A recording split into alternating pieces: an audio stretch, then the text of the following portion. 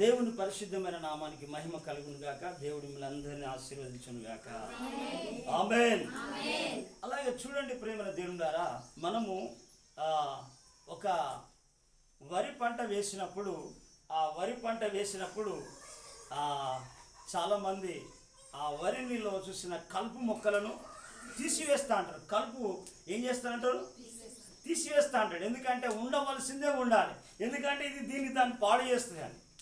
కాబట్టి మనం కూడా రైస్ తీసుకున్నప్పుడు కూడా వండేటప్పుడు ఏం చేస్తారంటే దాంట్లో రాళ్ళు కానీ నల్ల పిల్లలు కానీ రాయిలు కానీ మెరిగలు కానీ తీసేస్తాడు. అయితే చూడండి ప్రేమ దేని వల్ల దేంట్లో కూడా చూసిన, ఎందుకనంటే దాంట్లో చెడు అనేది ఏదైనా మంచిది కాంది ఉంటే వెంటనే తీసివేస్తా అంటారు. మన ఇంట్లో కూడా అప్పుడప్పుడు అక్కడ చూస్తా అంటే ఏదన్నా మనకు అది చెత్తలాగా అనిపించినప్పుడు దాన్ని ఏం చేస్తా అంటాం? వ్యర్థమైన దాన్ని కూడా తీసివేస్తా అంటాం. అయితే ఇలాగున చూడండి, ఎందుకనంటే తీసివేసి అది పరిశుభ్రంగానో మంచిగానో ఉండాలనేదే మనము చాలామంది కోరుకుంటా అంటారు. దేవుడు కూడా అదే కోరుకుంటా అంటాడు. ప్రజల హల్లెలూయా.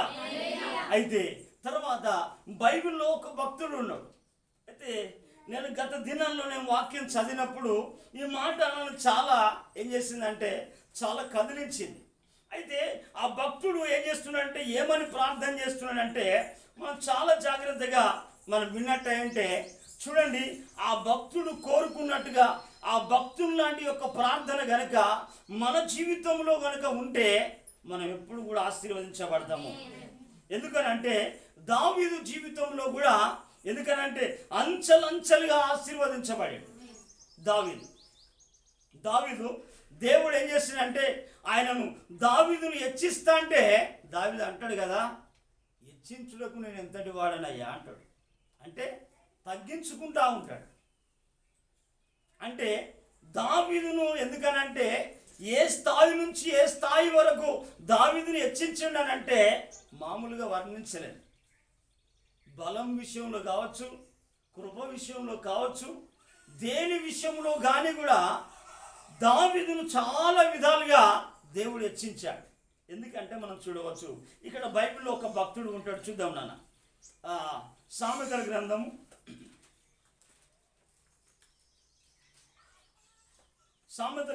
30వ అధ్యాయము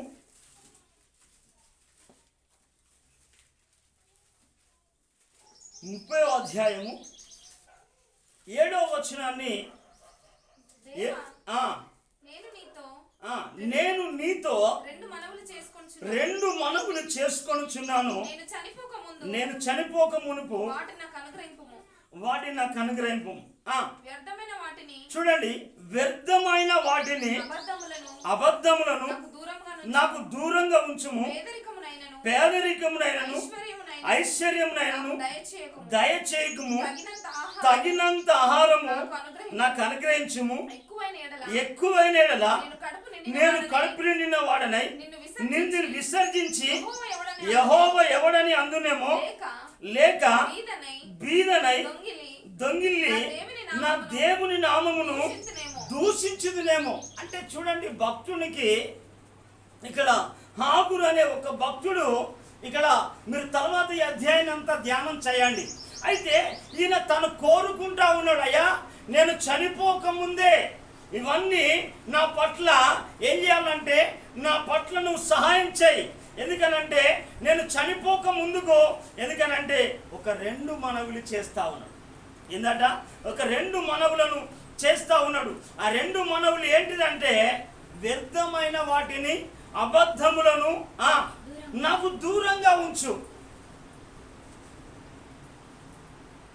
ఎందుకనంటే అయ్యా దేవా ఏమంటా అంటే, వ్యర్థమైన వాటిని అబద్ధములను నాకు దూరంగా ఉంచు, పేదరికమునైనను ఐశ్వర్యములను నాకు దయచేయకము.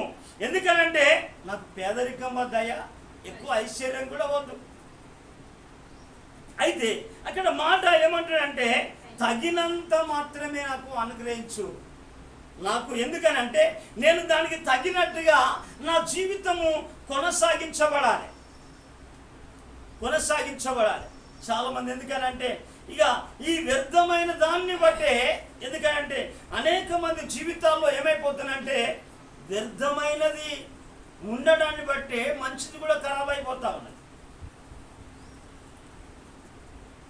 వ్యర్థమైన దాన్ని బట్టి, ఆ వ్యర్థమైన మాటలను బట్టి, వ్యర్థమైన ఆలోచనలను బట్టి, వ్యర్థమైన ఆ కార్యాలను బట్టి ఏమైపోతానంటే దేవునికి దూరం అయిపోతా ఉన్నాను అనేకులు.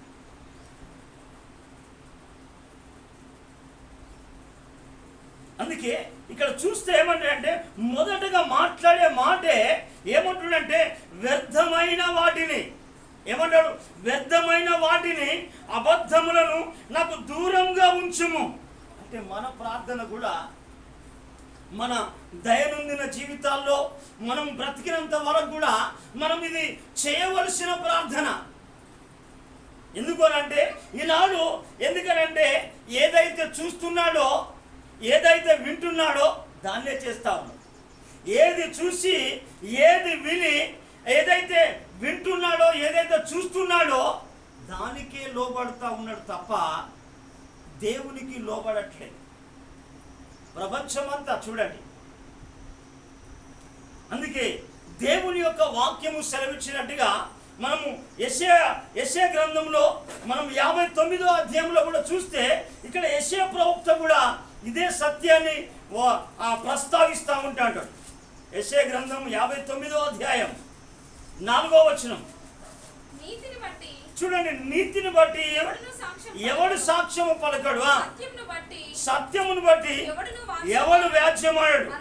అందరూ వ్యర్థమైన దాన్ని నమ్ముకొని మోసము మాటను పలుకుదురు. చూడండి, అంతే చాలా మంది జీవితాల్లో ఏంటిదంటే ఈ వ్యర్థమైంది ఎక్కువైపోయింది, మంచిది తక్కువైపోయింది. నేను అనుకోవాలి, నీవు అనుకోవాల్సింది ఏంటంటే మనం ఒక డిసైడ్కి రావాలి.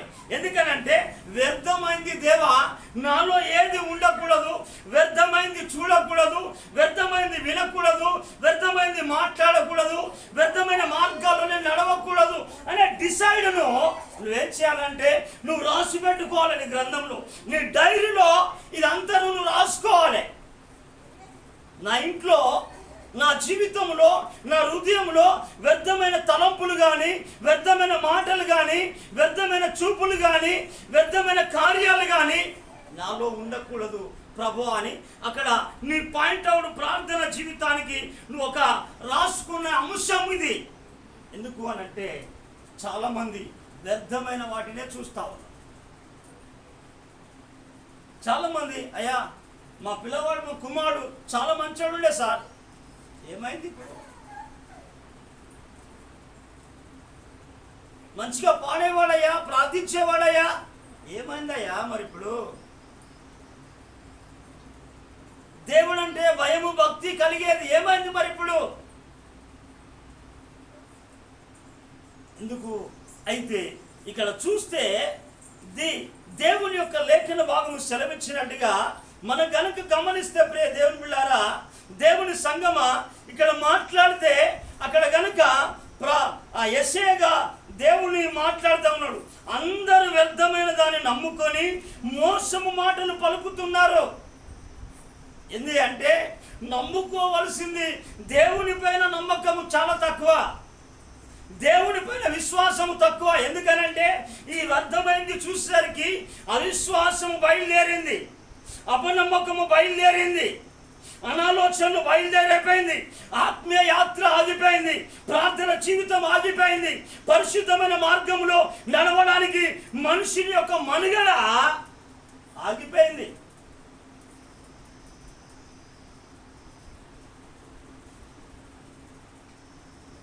మంచి మార్గంలో నడవడానికి దేవుడు, ఎందుకంటే నీ కొరకు ఒక మంచి మార్గాన్ని సరళము చేయాలి అని దేవుని యొక్క ప్రణాళిక కలిపితే వ్యర్థమైంది. ఎందుకనంటే ఆదిలో ఆదాము అవ్వలు కూడా అయ్యా అయ్యా చూపుకు రమ్యమైనది, అది నీకు వద్దు అని చెప్పాడు దేవుడు.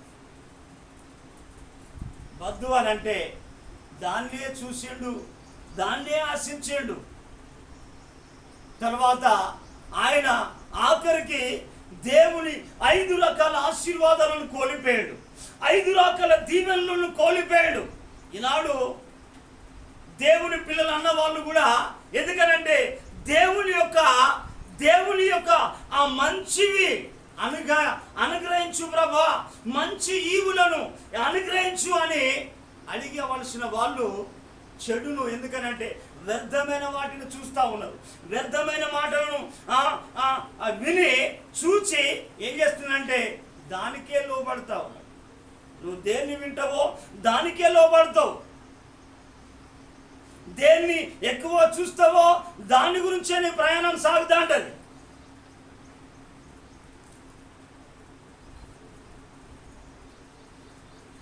అందుకే ఆత్మీయ యాత్ర ఆగిపోవడానికి కారణం, ఆత్మీయ యాత్రలో వారి యాత్ర ఆగిపోయింది అనేకుల జీవితం. నేను అంటున్నాను, దేవుని యొక్క సత్యాన్ని మనం గ్రహించి మనం ఏం కావాలంటే దేవుని యొక్క ఆత్మీయ యాత్రలో ముందుకు సాగడానికి, దేవా నేను ఏ వ్యర్థమైనది నేను చూడకూడదు, నేను ఏ వ్యర్థమైనది నేను వినకూడదు, ఏ వ్యర్థమైనది అయ్యా నేను మార్గంలో నేను నడవకూడదు అనేది నువ్వు ఆ అగ్గురులాగా ఒక తీర్మానానికి రావాలి. అందుకే ఇక్కడ అందరూ అన్నారా, కొందరు మంది అన్నారా? అందరూ అన్నాడు.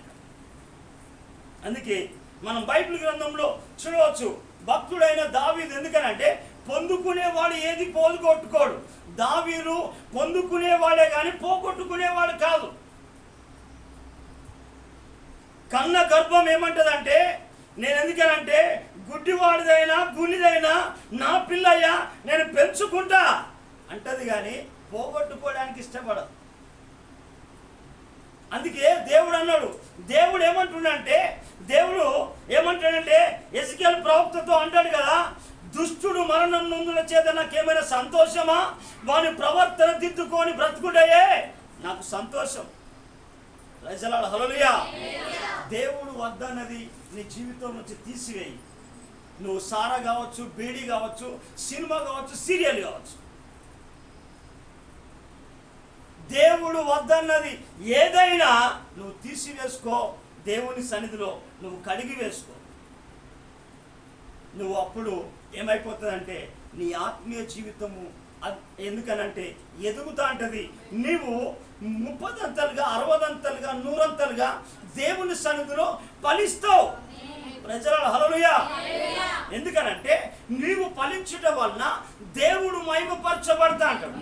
అప్పుడు నువ్వు ఆశీర్వదించబడతా అంటావు, నువ్వు అభిషేకించబడతా అంటావు, నువ్వు దీవించబడతా అంటావు, నువ్వు బలము పొందుతా అంటావు. అందుకే మన బైబిల్లో మనం ఒక మాట చూడవచ్చు. చూడండి ప్రేమ, దావీదు తీర్మానం ఎలాంటి తీర్మానం ఉన్నదో చూడండి. మనం చూడవచ్చు 119వ కీర్తనలో ఒక మంచి మాట చూడవచ్చు. అక్కడ దావీదు ఏం మాట్లాడుతూ ఉన్నాడో ఇవి అండర్లైన్ చేసుకొని నీ జీవితాన్ని మనం ముందుకు కొనసాగించాలి. చూడండి ఆ 119వ కీర్తన 37వ వచనం చూడండి. వ్యర్థమైన వాటిని చూడకుండా నా కన్నులను త్రిప్పివేయము, నీ మార్గములో నడుచుకుంటకు బ్రతికిదాడ చచ్చిపోయాడు అయింది అంటే ఆధ్యాత్మికంగా చచ్చేండు, భౌతికంగా బ్రతుకుతాము. దేవుని విషయంలో చనిపోయాడు, లోకం విషయంలో బ్రతుకుతాము. అందుకే యోహాను అంటాడు కదా, నువ్వు జీవిస్తున్నావన్న పేరు మాత్రమే ఉన్నది, ఈ పేరు నీకు అద్దు. నేను అంటున్నా మిస్పా పవర్ మినిస్ట్రీలో ఉన్న వారికి ఎందుకనంటే ఈ పేరదు. నువ్వు జీవం కలిగిన దేవుని బిడ్డగా, ఎందుకనంటే జీవం కలిగిన దేవుని యొక్క సంఘములో నువ్వు ఎదిగి అనేకుల్ని జీవింపజేయడానికి దేవుడు ఒక పునాది వేసింది. ఎందుకనంటే దేవుడు ఆ ప్రణాళిక ఉన్నది నీ ద్వారా అనేకులు, ఎందుకంటే ఒక మార్పు రావాలి, నీలో ఉన్నది జీవం. అందుకే ఇక్కడ అంటాడు, వ్యర్థమైన వాటిని చూడకుండా నా కన్నులను తిప్పివేయు అంటే నువ్వు రాసుకోవాలి, దేవా నా కన్నులతోటి ఏ వ్యర్థమైంది చూడకూడదు, నేను దుష్టుల మార్గంలో నడవకూడదు. పాపులు ఎందుకంటే దుష్టుల మార్గంలో నడవకుండా అపవాసకులు కూర్చుండే చోట నేను కూర్చుండకూడదయ్యా అనేది నీ ఆలోచన అయి ఉండాలి. అది దేవుని యొక్క ఆలోచన. ఎందుకనంటే అన్యజనుల ఆలోచనలను దేవుడు వ్యర్థపరుస్తాడు.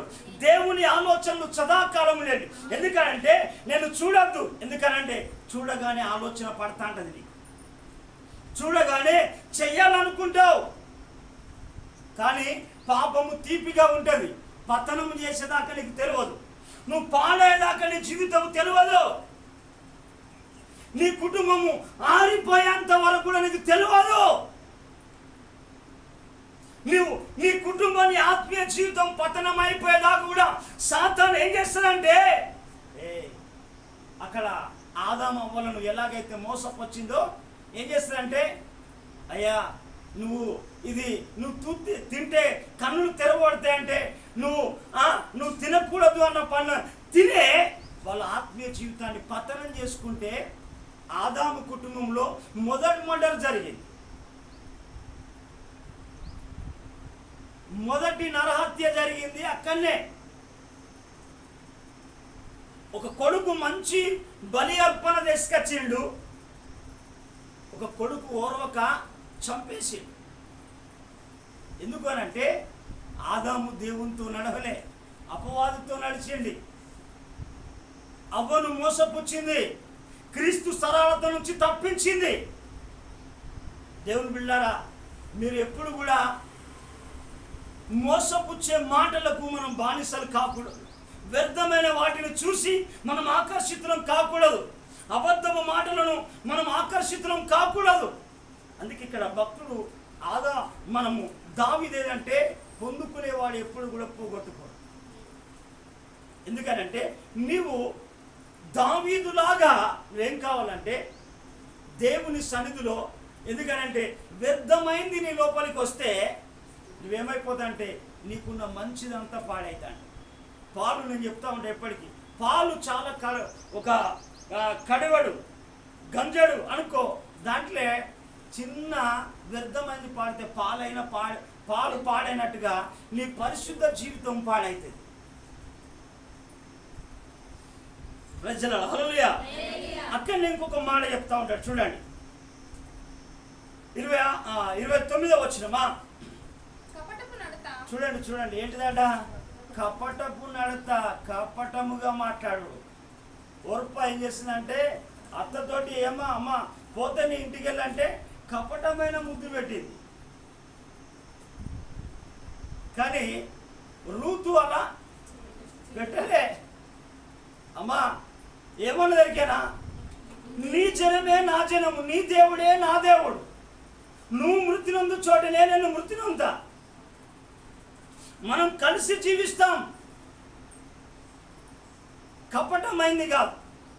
అందుకే కపటమైన ప్రేమ, కపటమైన మాటలు, అందుకే అక్కడ కపట నడతను నాకు దూరము చేయము. ఎందుకనంటే మనము చాలా జాగ్రత్తగా దేవుని యొక్క మాటలకు మనము ఏదైతే ఉన్నదో ఈ దినం నుంచే నువ్వు ఏం చేయాలంటే దీన్ని తీసివేసుకో. అయితే ఏది చూడాలయ్యా అని అంటావు, దేవుని చూసే కన్నులు కావాలి. ప్రజల హల్లెలూయా. ఎందుకనంటే భక్తులు అసలు నీ కన్నులు చూసే,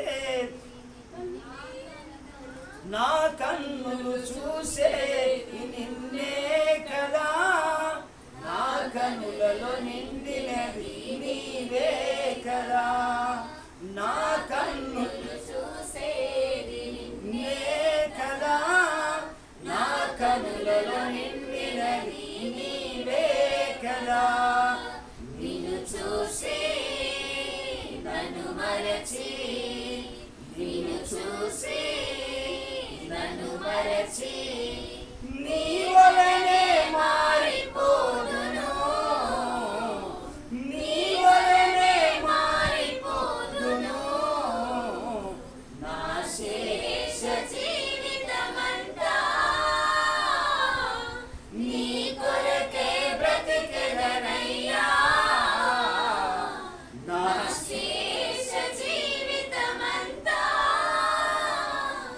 నీ కొరకే బ్రతికెదనయ్యా. చూడండి, ఎందుకనంటే మనము దేవుని పిల్లలం గనుక దేవుని పోలికలోకి మార్చబడాలి, దేవుని స్వరూపంలోనికి మార్చబడాలి, ఆయన స్వభావంలోనికి మార్చబడాలి. లేకపోతే ఈ వ్యర్థమైన చూసేటి, వినేటి, మాట్లాడేటి ఎవరంటే అపవాది సంబంధులు. అందుకే దావీదు ఎలాంటి తీర్మానాలు తీసుకున్నాడంటే మనం చూడవచ్చు ప్రేమని తెలియాలా. అందుకే దావీదు అందుకే ఒక తీర్మానం తీసుకున్నాడు. ఏం కావాలంటే చూడండి, యోబు చూస్తే తన కన్నులకు ఒక నిబంధన చేసుకున్నట్టుగా మనం బైబిల్ గ్రంథంలో చూడవచ్చు. అయితే దావీదు ఏమంటాడు చూడండి, 119వ కీర్తన చూడమ్మా, 18వ వచనం.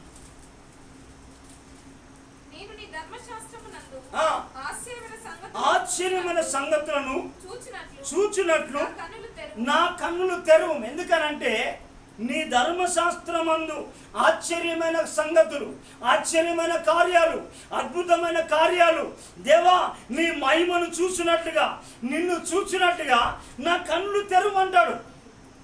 అంటే నువ్వు ఇక్కడ ఏం రాయాలంటే, దేవా ధర్మశాస్త్రమందు ఆశ్చర్యమైన సంగతులు చూచినట్టుగా నా కన్నులు తెరువు. నువ్వు రాసుకోవాలి, దేవా నీ ప్రార్థన ఏమంటే నీ ధర్మశాస్త్రంలో ఉన్నది ఆ సంబంధమైన ఆశ్చర్యమైన సంగతులు చూచినట్టుగా నా కన్నులు తెరవాలి అని నువ్వు దేవుని యొక్క ప్రార్థించాలి. అందుకే రెండవ మాట ఏంటిదంటే మనం చూడవచ్చు ప్రేమ తెలియదా. అక్కడ కనుక చూస్తే అక్కడ వ్యర్థమైన వాటిని ఏమన్నాడమ్మా, వ్యర్థమైన వాటిని చూడండి, వ్యర్థమైన వాటిని. రెండవది ఏంటిదంటే ఇక్కడ అబద్ధములను. చాలా మంది అబద్ధాలకు అలవాటు అయిపోయి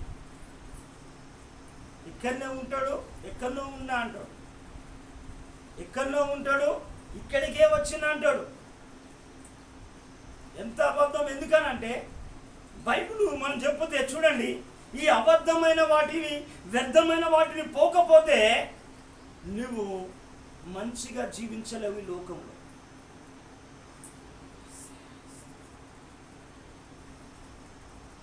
అందుకే ఎందుకనంటే బైబిల్లో కనుక చూస్తే అపవాది ఎవడటంటే వాడు అబద్ధమునకు జనకుడు. చూడండి యోహాను సువార్త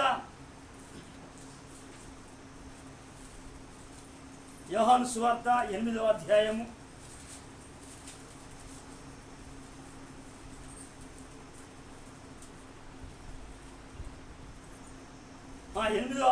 44వ వచనం. మీరు మీ తండ్రి యొక్క అపవాది సంబంధులు, మీ తండ్రి దురాశను నెరవేర్చగోరుచున్నారు.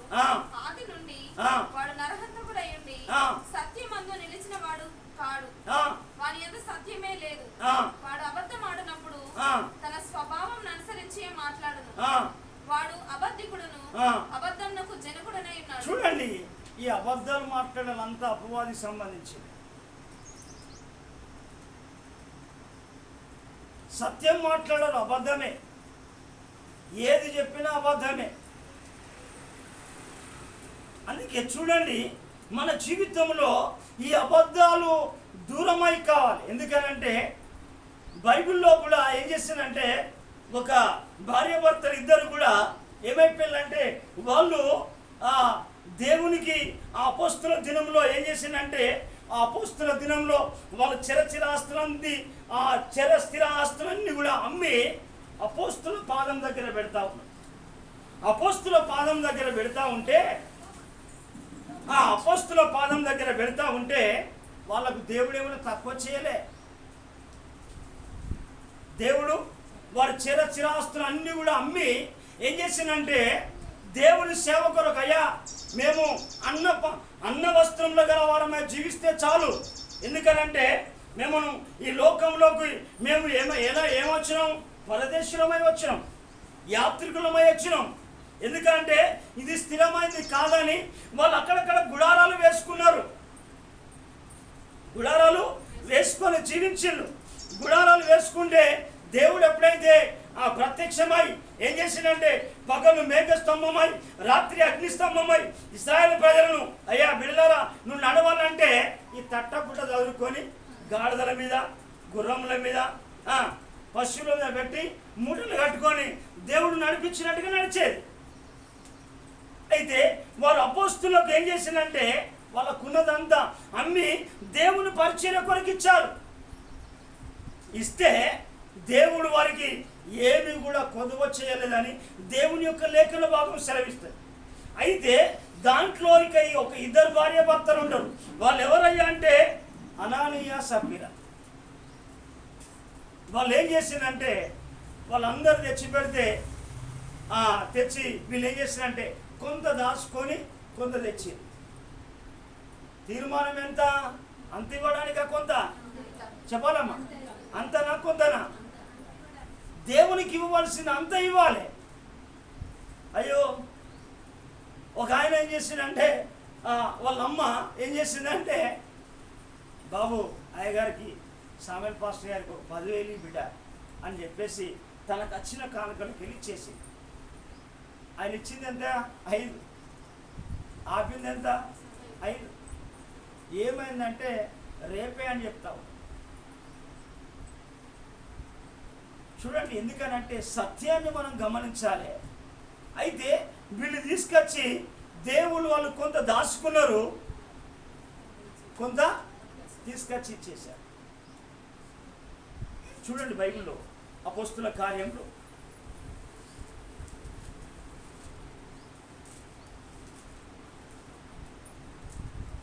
హల్లెలూయా. అపోస్తుల కార్యములు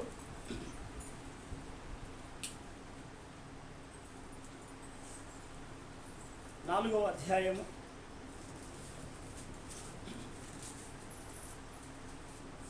33, 34, 35. ఇదియు కాక అపోస్తలులు బహు బలముగా ప్రభువైన యేసు పునరుత్థానమును గూర్చి సాక్ష్యం ఇచ్చిరి. దైవ కృప అందరి యందు అధికముగా ఉండెను. భూములైనను ఇండ్లైనను కలిగిన వారందరూ వాటిని అమ్మిన వాటి వెల తెచ్చి అపోస్తలుల పాదముల యొద్ద పెట్టుచూ వచ్చిరి. వారు ప్రతి వానికి వాని అక్కల కొలది పంచిపెట్టేది కనుక వారిలో ఎవనికి నీ కొదువ లేకపోయింది. చూడండి ఏమైపోయింది, వాళ్ళు తీసుకొచ్చి పెట్టిన తర్వాత ఎవరికి కూడా కొదవలేదు. ఈనాడు కొదవలకు కారణం ఏంటంటే దేవునికి ఇవ్వవలసింది ఇవ్వాలి. దేవుంది దేవునికే, కైసరిది కైసరికే. దేనికి చెందవలసింది దేవునికి చెందవలసింది దేవునికి ఇవ్వాలి. ఎందుకనంటే డబ్బు అయినా సమయమైనా కానుకైనా నీ కష్టార్జితంలో నుంచి ఇవ్వవలసింది దేవునికి ఇవ్వాలి. దేవుని సమయానికి దేవునికి ఇవ్వాలి. సమయాన్ని దొంగిలిస్తావు, డబ్బును దొంగిలిస్తావు. దేవుని యొక్క ఒక కుమ్మాన్ని దేవునికి ఇవ్వాలి. తర్వాత పంటలో నుంచి ఇవ్వవలసింది దేవునికి ఇవ్వాలి. ఇవ్వలే. వారిని ఏమన్నాడు? మలాకి అంటాడు వీరి దొంగలు అన్నాడు. వీరిని దొంగలు ఎందుకనంటే, అయితే వీళ్ళు తెచ్చి ఇచ్చిన వాళ్ళకి ఏమైనా కొదువైందా అంటే ఏనాడు కొదవలేదు. మంచి ఆరోగ్యంగా ఉన్నారు, సంతోషంగా ఉన్నారు. విత్తిన దానికి పంట 30 60 కోస్తూనే ఉన్నారు. అయితే విత్తని వాళ్ళ పరిస్థితిని మనం కనుక చూస్తే, ఇక్కడ మలాకి గ్రంథంలో కనుక చూస్తే మలాకి గ్రంథంలో ఏమంటాడంటే వీరు దొంగలు అన్నట్టుగా మాట్లాడి. ఎందుకనంటే ఇచ్చి శోధించుడి అంటాడు. చూడనమాట మలాకి గ్రంథం 3వ అధ్యాయం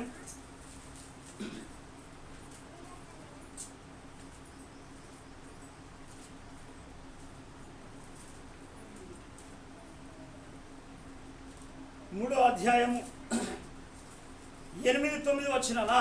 మానవుడు దేవుని యొక్క దొంగిలునా? అయితే మీరు నా యొక్క దొంగిలితిరి. దేని విషయంలో మేము నీ యొక్క దొంగిలితమని మీరందరూ 10వ భాగమును ప్రతిష్టార్పణములను ఇయ్యక దొంగిలితిరి.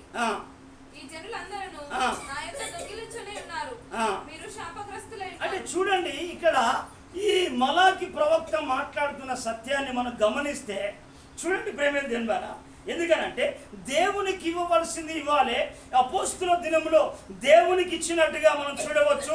మనం మరొకగానే, ఎందుకంటే మనము కొత్త నిబంధన సంఘంలో కొరింథీయుల పత్రికలో కూడా అంటాడు వర్ధిల్లిన కొద్ది దేవుని సేవకి ఇవ్వమంటాడు. అయితే ఇక్కడ కనుక చూస్తే అనానీయ సప్పీరాలు ఏం చేసిందంటే అపోస్తుల కార్యం 5వ అధ్యాయంలో వాళ్ళ పొలాన్ని అమ్మేసిండ్రు, కొంత దాచుకున్నారు, కొంత తెచ్చారు. చూడండి 5వ అధ్యాయం, అపోస్తుల కార్యం 5వ అధ్యాయం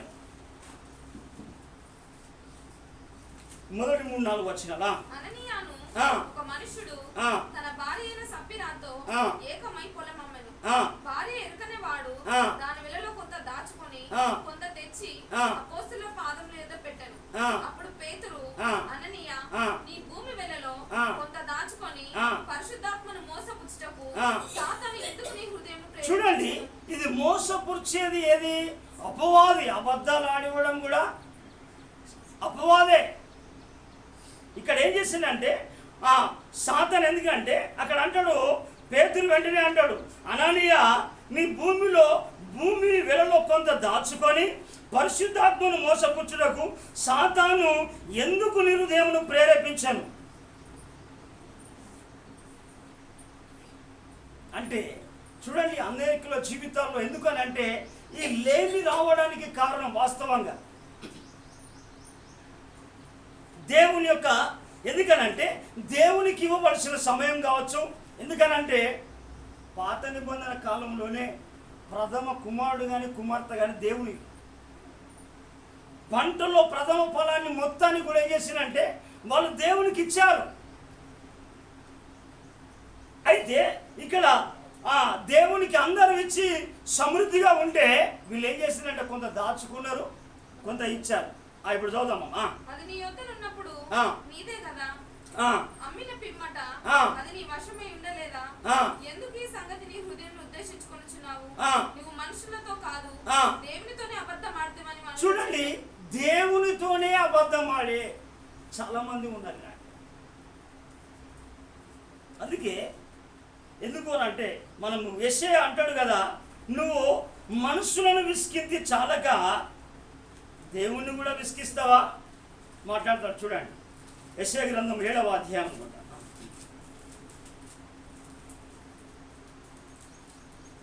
7వ అధ్యాయం 13వ వచనం. అతడు ఇలాగూ చెప్పెను. 7:13 యెషయా గ్రంథమా.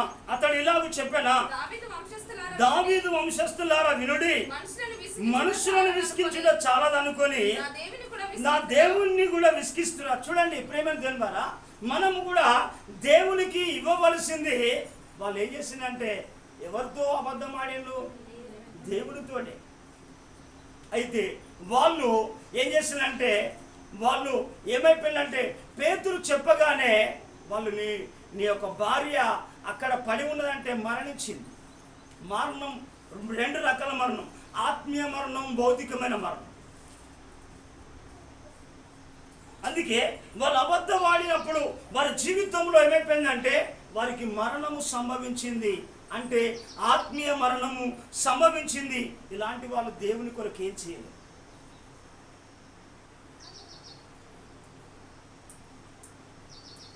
హల్లెలూయా. అందుకే అక్కడ ఆ గ్రంథం అంతా చదివితే వాళ్ళు దేవుని యొక్క, ఎందుకంటే వాళ్ళు మరణించినట్టుగా మనం చూడవచ్చు ప్రియ దేవుని బిడ్డలారా.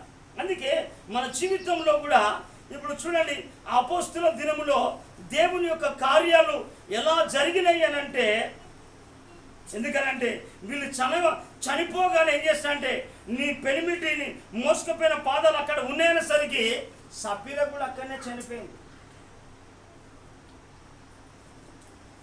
ఎందుకనంటే సభ్యులు కూడా అక్కడ చనిపోయింది ప్రేమ ద్వారా. ఎందుకనంటే వీళ్ళు ఎప్పుడైతే అబద్ధము చచ్చిపోయిందో, అసత్యము చచ్చిపోయిందో, వ్యర్థమైనది దూరం అయిపోయిందో అప్పుడే ఇక్కడ ఆశ్చర్యం జరిగినట్టుగా బైబిల్లో మనం చూడవచ్చు. 12వ వచనం, అపోస్తలుల కార్యం 5వ అధ్యాయం 12వ వచనం. చూడండి, ప్రజల మధ్య అనేకమైన సూచక్రియలను మహత్కార్యములను అపోస్తలులు చేయబడుచుండెను. మరియు వారందరూ ఏక మనస్కులై సొలొమోను మండపంలో ఉండిరి.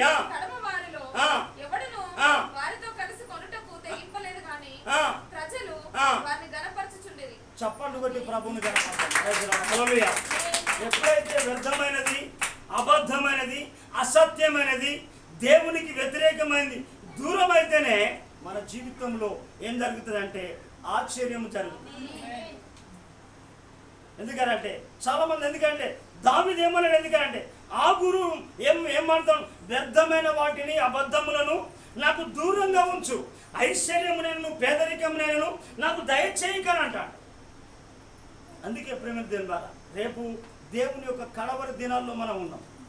ఎందుకనంటే భయంకరమైన సంభవాలు జరుగుతూ ఉన్నాయి. ఎండలు కొట్టవలసిన సమయంలో చూడండి, దుబాయ్ తర్వాత దుబాయ్ తైవాన్ తర్వాత అక్కడక్కడ వెళితే హైదరాబాదు తర్వాత ఇతర దేశాల్లో కూడా బీభత్సవంగా వర్షాలు పడతా ఉన్నాయి. మన తమిళనాడు ప్రాంతంలో కనుక చూస్తే వాళ్ళందరూ ఏంటిది నీళ్ళు ఇట్లా జలపాతం ఏమేమంటే జలపాతం పొంగి ఏమైపో నీళ్ళన్నీ ప్రవహిస్తా అంటే ఆ ప్రవాహానికి ఒక 5 గల్లంతా అయిపోయాడు, అందరూ పారిపోతాను అక్కడ స్థలాలను విడిచిపెట్టి. చూడండి, మీరు న్యూస్లో చూడండి. ఎందుకనంటే అక్కడక్కడ భయంకరమైన సంభవాలు జరుగుతూ ఉన్నాయి. అంటే దేవుని యొక్క రాకడ సమీపంగా ఉన్నది. అయితే దేవుని యొక్క బిడ్డలమైన మనము ఎందుకనంటే దేవుని యొక్క ఆశ్చర్యమైన దావీదు ఏమంటాడు, దేవా నీ ధర్మశాస్త్రం అందు ఆశ్చర్యమైన సంగతులు చూసినట్టుగా నా కన్నులు తెరవమంటాడు. అందుకే ఇక్కడ దేవుని యొక్క అబద్ధము అంటే సత్యము జరగట్లేదు. అంటే సత్యం అంటే ఏంటిది? దేవుని యొక్క వాక్యమే సత్యం. అందుకే యేసు ప్రభు ఏమంటాడంటే, నేను సత్యము స్థాపించుటకు పుట్టి తిని. ప్రజల హల్లెలూయా. చూడండి, యోహాను సువార్తలో ఏమంటాడు, నేను సత్యము స్థాపించడానికి నేను పుట్టాను. యోహాను సువార్త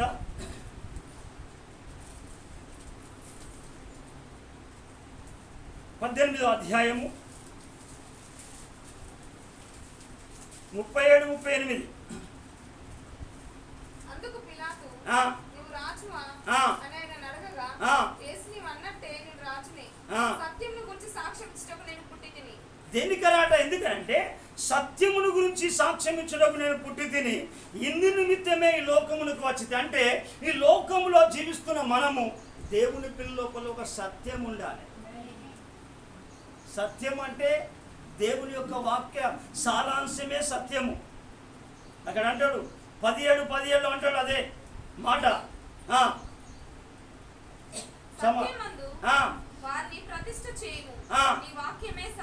చూడండి ప్రేమ ద్వారా దేవుని యొక్క వాక్యమే, దేవుని యొక్క వాక్యము విన్నాం మనము పిల్లలము అబద్ధాలు ఆడకూడదు, వ్యర్థమైన వాటిని చూడకూడదు. ఎందుకనంటే చిన్న పిల్లలు కాచి మొదలు పెడితే వ్యర్థమైన వాటికి బానిసలైపోయింది. ఆ వ్యర్థమైంది రాగానే పరిశుద్ధమైనది ఖరాబ్ అయిపోతున్నది, పవిత్రమైనది పాడైపోతా ఉన్నది. అయితే ఈ వ్యర్థమైన చూడేవారికి పరిశుద్ధుడైన దేవునికి వ్యక్తి దూరంగా ఉంటా ఉన్నాడు.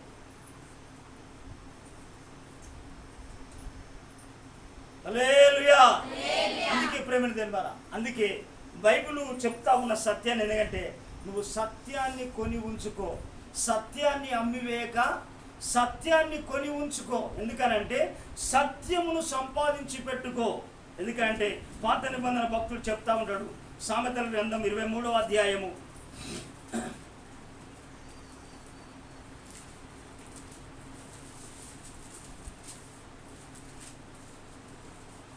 23వ వచనం,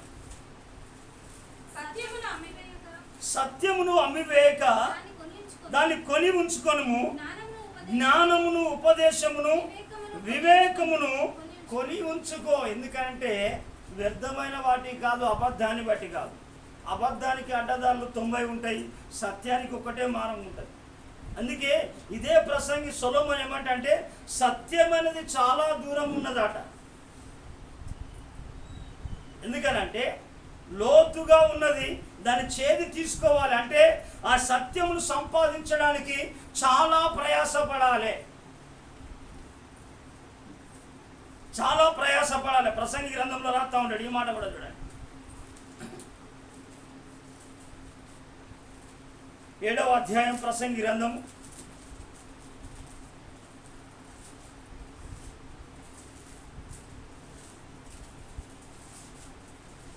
24వ వచనం. సత్యమైనది దూరముగాను బహు లోతుగాను ఉన్నది, దాని పరిశీలన చేయగలవాడెవడు? వివేచించుటకును పరిశోధించుటకును జ్ఞానాభ్యాసము చేయుటకై సంగతుల యొక్క హేతువులను తెలుసు. చూడండి ప్రేమ ద్వారా మనం చూడవచ్చు. అందుకే దేవుని పిల్లలు మనం సత్యంగానే గమనించాలి. అందుకే మన జీవితంలో కూడా అందుకే ఎప్పుడు కూడా మనము సత్యానికి స్తంభాలుగా ఉండాలి. సంఘం అనేది కూడా ఎందుకు అది సత్యమైనది, సజీవము కలిగినది. ఎందుకనంటే దేవుని యొక్క సంఘము. అందుకే సత్యమైన సంఘానికి ఎందుకనంటే తిమోతికి రాస్తా ఉంటాడు తిమోతి పత్రికలో. ఎందుకనంటే దాని గురించి ఆ సత్యమును అనుసరించినప్పుడే యేసుప్రభు చెప్పాడు, నేనే మార్గమును సత్యము. ఆ సత్యములో ఉన్నప్పుడే మనలోనికి జీవం ప్రవేశిస్తాడు. ఎందుకనంటే లేకుంటే జీవము లేదంటే మరణమే ఉంటాడది. అననీయ సప్ఫీరలు ఎలా ఉన్నారు? మరణించినట్టుగా ఉన్నారు. అయితే దేవుని మాటను కోల్పోయిన ఆదామవ్వలు కూడా ఏమైపోయారు? మరణించినట్టుగానే ఉన్నారు. ఏదోను మనం నుంచి త్రోసివేయబడినట్టుగా ఉన్నారు.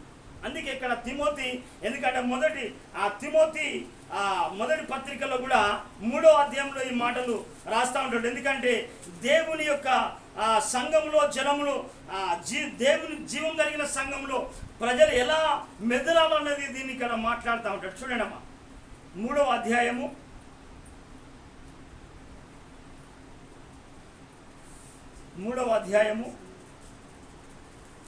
15వ వచనమా. అయినను నేను ఆలస్యము చేసిన ఎడల దేవుని మందిరములో అనగా జీవం కలిగిన దేవుని సంఘములో జనులు ఎలాగూ ప్రవర్తింపవలెనో అది నీకు తెలియవలనని ఈ సంగతులను నీకు రాయిచున్నాను. ఆ సంఘము అది సత్యమునకు స్తంభము. అంటే మనము దేవుని పిల్లలంగా దేవుని యొక్క ఆశ్చర్యమైన కార్యాలు చూడాలి నీ జీవితంలో. అందుకే మోషతో అంటాడు నిర్గమకాండము 24వ అధ్యాయం 10వ వచనంలో అంటాడు, 34:10లో అంటాడు. ఎందుకంటే భూమి మీద ఎక్కడ చేయని అద్భుతములు, ఏ జనములో చేయబడి అద్భుత కార్యాలు నేనేమంటాడంటే మీ మధ్యన చేస్తాను అంటే. అందుకే దావీదు ఏమనుకున్నాడంటే నీ ధర్మశాస్త్రమందు ఆశ్చర్యమైన సంగతులు చూసినట్లుగా నా కన్నులు తెరువంటాడు. అందుకే వ్యర్థమైన వాటిని చూడకుండా నా కన్నులు త్రిప్పివేయమంటాడు. కపట నడత నాకు దూరము చేయమంటా అంటాడు. అందుకే ఇక్కడ అంటాడు. అందుకే ఈ మాట కనుక చూస్తే ఇక్కడ అంటాడు, ఆ సంఘము సత్యమునకు స్తంభమును ఆధారమై ఉన్నది. నువ్వెవరంటే లోకానికి నిన్ను ఆధారం చేసుకొని దేవుని సన్నిధికి రావాలి. ఎందుకంటే నీ కుటుంబాన్ని ఆధారం చేసుకొని, నిన్ను ఆధారం చేసుకొని, నీ వ్యక్తిత్వాన్ని ఆధారం చేసుకొని నువ్వు అలా సత్యముగా జీవిస్తున్నప్పుడు నిన్ను యథార్థవంతునిగా చేస్తాడు, నిన్ను ఆశీర్వదిస్తాడు, నిన్ను ఆదరిస్తాడు, నిన్ను బలపరుస్తాడు, నిన్ను స్వస్థపరుస్తాడు, నిన్ను కాపాడుతూ ఉంటాడు. అందుకే తన భక్తులను కాపాడుతూ అంటాడు బైబిల్. అందుకే మన జీవితంలో అందుకే ఆ సత్యమునకు ఆధారమును ఏమంటాడు? ఆ సంఘము సత్యమునకు స్తంభమును ఆధారమై ఉన్నది. అందుకే ఎందుకంటే ఒక స్తంభాలుగా సత్యం అనేది అంటే అన్నిటికి కదలదు, డబ్బులు ఇస్తానంటే కదలదు, దేనికి కూడా లొంగదు, ప్రేమను తిందా. కాబట్టి అలాంటి కృప దేవుడు మనకు అనుగ్రహించును గాక. మరొక మాట చూసుకొని మనం త్వరగా నేను వాక్యాన్ని మనం ముగిస్తాం. చూడండి, అలాగే ఆ సామెతల గ్రంథం 30వ అధ్యాయము 8వ వచనంలో మరొక మాట మనం చూసుకుందాం. వ్యర్థమైన వాటిని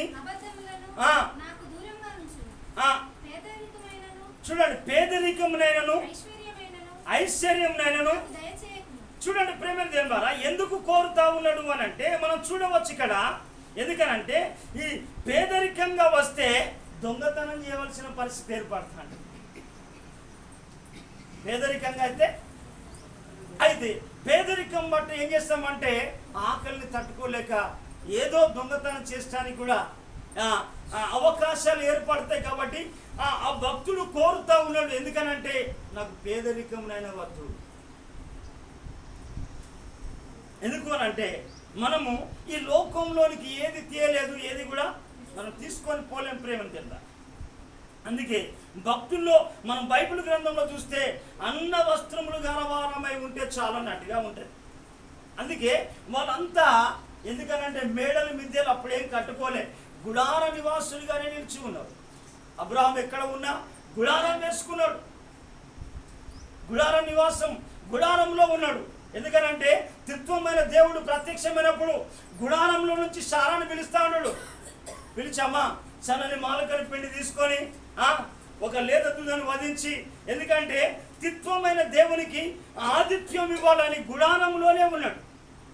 అందుకే చాలామంది మనం బైబిల్ గ్రంథంలో కనుక చూస్తే ఇక్కడ ఏమంటారంటే పేదరికమునైనను, ఎందుకంటే ప్రేమ దేని ద్వారా మనము పేదరిక, ఎందుకనంటే ఇందాక మనం బైబిల్ గ్రంథంలో మనం చూడవచ్చు. ఎందుకనంటే దేవుని మాట వినాలే జాగ్రత్తగా అంటాడు ఇక్కడ ద్వితీయోపదేశ కాండము 15వ అధ్యాయము 6వ వచనం అనుకుంటా. నీ దేవుడైన యెహోవా నీతో చెప్పి ఉన్నట్లు నిన్ను ఆశీర్వదించును గనుక నువ్వు అనేక జనములకు అప్పించేదవు కానీ అప్పు చేయవు. 5 చూడమ్మా. కావున నేను నీకు ఆజ్ఞాపించుచున్న ఈ ఆజ్ఞలన్నింటినీ అనుసరించి నడుచుకొనుటకు నీ దేవుడైన యెహోవా మాటను జాగ్రత్తగా వినిన యెడల మీలో బీదలు ఉండని. ఎందుకనంటే దేవుని యొక్క మాటలు మనం వినాలి. ప్రజలు హల్లెలూయా. దేవుడు నీకు రాసి పెట్టిన దాచిపెట్టిన ఆశీర్వాదం నీదే ఉంటుంది, నీ మాట. ఎందుకనంటే దేవుడు నీకు ఇవ్వవలసింది దేవుడు ఇస్తా అంటాడు. ఎందుకనంటే మనం చూడవచ్చు. ఎందుకనంటే దేవుడు మన జీవితంలో దేవుడు ఏ సమయంలో నేను హెచ్చించాలో, ఏది కావాలో అది ఇస్తా అంటాడు, అది ఇస్తా అంటాడు. ఎందుకనంటే దేవుని యొక్క మనము దేవునితో నడిచిన కొద్దీ, దేవుని మాట జాగ్రత్తగా విన్న కొద్దీ ఏమంటాడంటే నువ్వు పట్టణంలో దీవించబడతావు, పొలంలో దీవించబడతావు, నీ గంప నీ పిండి పిసికి కూడా దీవించబడతా అంటది. కానీ ధనాన్ని దేవుడుగా భావించకూడదు, ధనాన్ని దేవుడుగా భావించరు. ధనము దొరికింది కదా అని ధనం వెంట గెహాజీలాగా పరిగెత్తకూడదు. ఎందుకనంటే ఇక్కడ మనం చూడవచ్చు. ఎందుకనంటే ఇక్కడ ఏమంటాడంటే పేదరికమునైనను దయచేస్తే ఏమంటాడు, పేదరికం అయితే ఏమంటాడంటే ఇక్కడ ఏమంటాడు, నేను బీదనై దొంగిలించి నన్ను దేవుని నామమును దూషిస్తానేమో. అంటే నీ ద్వారా దేవుని నామము దూషణ పాలు అవమానపరచబడకూడదు, దేవుని నామము ఘనపరచబడాలి. అందుకే దేవుని మాట జాగ్రత్తగా వినమన్నాడు. అందుకే ఎవరు జాగ్రత్తగా విన్నారు అని అంటే ఇస్సాకు దేవుని మాట జాగ్రత్తగా విన్నాడు. జాగ్రత్తగా ఎప్పుడు అంటే ఇస్సాకు ఆయన యవ్వన దశలోకి వచ్చేంత వరకు కూడా, వివాహం అయ్యేంత వరకు కూడా ఆయన ఏం చేస్తాడంటే రిపుక రాపక ముందుకు పొలంలోనే ధ్యానం చేస్తా ఉన్నాడు. పొలం అంటే సంఘం, ధ్యానం అంటే ప్రార్థన ధ్యానంలో ఉన్నాడు, వాక్య ధ్యానంలో ఉన్నాడు, దేవుని సన్నిధిలో గడుపుతా ఉన్నాడు. ఎందుకు అనంటే ఒక సమయం వచ్చేంత వరకు కూడా ఏం చేస్తాడంటే మన జీవితంలో కొన్ని కరువు వచ్చినప్పుడు, కరువు వస్తే ఏం చేస్తాడంటే కరువు వస్తే దేవుని విడవకూడదు, కష్టం వస్తే దేవుని విడవకూడదు, బాధలు వచ్చినప్పుడు దేవుని విడవకూడదు, సమస్యలు వచ్చినప్పుడు విడవకూడదు, కుటుంబంలో ఆర్థికపరమైన సమస్యలు వచ్చినప్పుడు కూడా దేవుని విడవకూడదు. ఎందుకనంటే మనము దేవుడు అబ్రహాముతో మాట్లాడినట్టుగా దేవుడు ఏం చేస్తాడంటే నేను చెప్పిన మాట విను అని చెప్పిన తర్వాత నేను ఏంటంటే నిన్ను నిశ్చయంగా నేను ఆశీర్వదిస్తా, నువ్వు ఆశీర్వాదకరంగా ఉండువు, నీ నామమును గొప్ప చేస్తానంటాడు. ఇక్కడ ఆదికాండం 12వ అధ్యాయంలో 12వ అధ్యాయం 2వ వచనం 3వ వచనం చూడండి.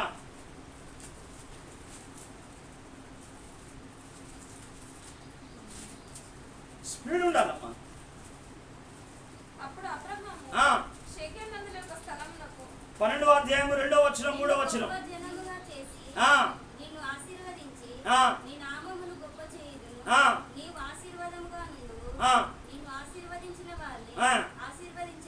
చూడండి. ప్రేమే దేనివారా దేవుడు ఆశీర్వదించదవు అని మాట్లాడినట్టుగా ఎందుకనంటే అబ్రాహాము దేవుని మాటకు లోబడిండు. హల్లెలూయా. ఎందుకనంటే దేవుని యొక్క నిరీక్షణ మనం కలిగి ఉండాలి. ఇలాంటి పేదరికంగా ఉన్నప్పుడు కూడా ఏం చేయాలంటే మనము ఏ స్థితిలో నుంచి పిలువబడ్డామో ఆ స్థితికి తగినట్టుగా మన జీవితము మనం ఏం కావాలంటే ఆ స్థితిని మర్చిపోకూడదు. కడుపు నిండినా కానీ ఖాళీగా ఉన్నప్పటికీ కూడా మనం మన స్థితిని స్థాయిని మర్చిపోకూడదు. అందుకే మనం ఇస్సాకును కనుక చూస్తే అతడు ఆయనకు దేవుడు గొప్పవాడు చేసే వరకట ఇస్సాకును ఏం చేసిండు? క్రమక్రమంగా ఆశీర్వదించాడు. చూడండి ఆదికాండం 26వ అధ్యాయం. క్రమక్రమంగా దేవుడు నిన్ను కూడా క్రమక్రమంగా ఆశీర్వదిస్తాడు. క్రమక్రమంగా దేవుడు నిన్ను ఆశీర్వదిస్తాడు.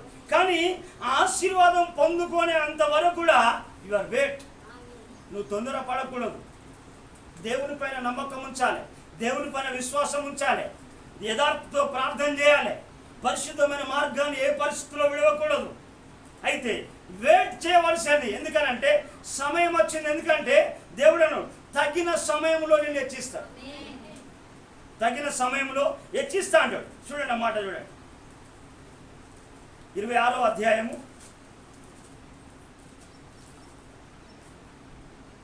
చూడండి 13వ వచనమా. అతడు మిక్కిలి గొప్పవాడగు వరకు క్రమక్రమముగా అభివృద్ధి పొందుచు వచ్చెను. చూడండి ప్రేమ దేవుని. ఎందుకనంటే అతడు మిక్కిలి గొప్పవాడగు వరకు క్రమక్రమం, స్టెప్ బై స్టెప్. సైకిల్ ఇచ్చిన స్కూటర్లో నూనె ఇస్తాడు. తృప్తి పడాలి. కారు కావాలి బాబు అంటే కష్టమైంది.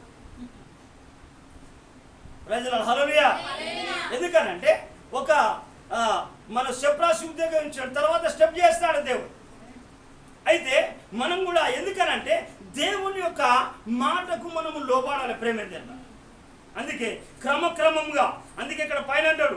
ఎందుకంటే అతడు ఆ సంవత్సరమున 100 అంతలుగా ఫలం పొందాను. ఎందుకంటే విత్తుతా ఉన్నాడు.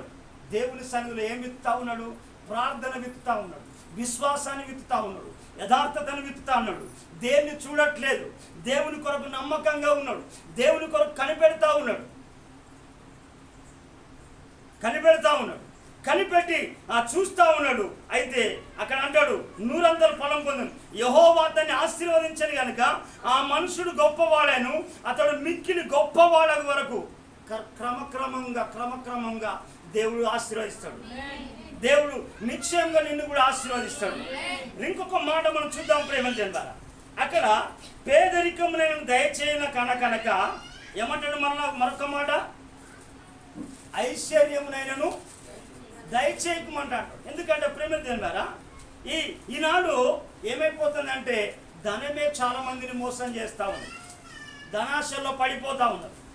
ఎందుకనంటే ఈ ధనాశ చూడండి ప్రేమ ద్వారా దేవుడు ఈ ధనం వెంట వెళ్ళిన గెహాజీ ఏమనుకున్నాడంటే, ఎలీషా ఏమంటాడంటే ధనం వద్ద అంటాడు. ప్రజలు హల్లెలూయా. ఎందుకు ఎలీషా ధనాన్ని వద్దన్నాడు అనంటే, ఎందుకు వద్దన్నాడు అనంటే గురువును దేవుడు ఎక్కడికి పంపించిండు ఎరికేనా? వాళ్ళ గురువు ఎవరు? ఏలియా. ఎక్కడికి పంపించాడంటే ఆ పూటకు దీన్ని కుమారుడు చచ్చిపోదామన్న వాళ్ళ ఇంటికే ఏలియాను పంపించాడు. ప్రజల హల్లెలూయా. ఎందుకనంటే ధనాన్ని కానీ మనం చూడకూడదు. ఎందుకంటే ధనము కంటే గొప్పవాడిని దేవుడు. ప్రజల హల్లెలూయా. అందుకే భక్తులు అంటాడు, కోరలేదు ధన సంపద, కోరినాను నిన్ను మాత్రమే.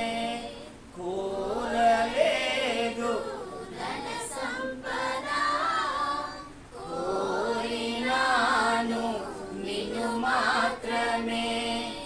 ఐశ్వర్యము కంటే అది కులము, ఐశ్వర్యము కంటే అది కులము.